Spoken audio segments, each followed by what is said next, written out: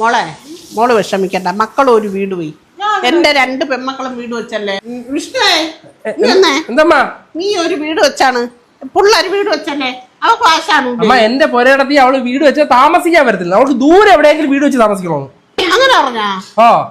അതെ, അവൾ അങ്ങനെ പറഞ്ഞാലും മോനൊരു കാര്യം ചെയ്യണം, ഒരു വീട് അങ്ങ് വെക്കണം. വെച്ചട്ടെ അവളെ വന്ന് വിളിക്കണം. നീ എന്റെ കൊച്ചുങ്ങളെ കൊണ്ട് എന്റെ വീട്ടിൽ ഒന്ന് താമസിക്കാൻ പറയണം. കേട്ടില്ലെങ്കിൽ മോൻ പോയൊരു കല്യാണം ഒന്ന് കഴിക്കണം. കേട്ടോ? എന്നിട്ട് ആ പെണ്ണിനെ കൊണ്ടുവന്ന് ആ വീട്ടിൽ താമസിപ്പിക്കണം. എന്നിട്ട് മോൻ നമ്മളെ വീട്ടിൽ വരുമ്പോ ഇവളും ആ വീട്ടിൽ ചെല്ലുമ്പോ ആ പെണ്ണും. എന്റെ മോന് ഒരു ദുഃഖം ഉണ്ടാവൂല. അങ്ങനെ തന്നെ പണ്ടുള്ള ആണുങ്ങളെല്ലാം. ചുമ്മാ അല്ല അപ്പൊ അച്ഛൻ കുടുംബ വീട്ടിൽ നിന്ന് പറഞ്ഞ് ഇടയ്ക്കിടയ്ക്ക് പോണം. അമ്മ ഇതെല്ലാം ദൂരേന്ന് വിളിച്ചോണ്ടിരുന്നല്ലേ അച്ഛനെ.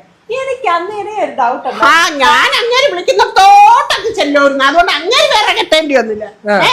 വിട്, നീയാണ് എന്റെ മോൻ വിളിക്കുന്നിടത്തോട്ട് ചെല്ലാത്തത്. അമ്മ പറഞ്ഞ ഇരിക്കട്ടെ മോൻ. കാലിന്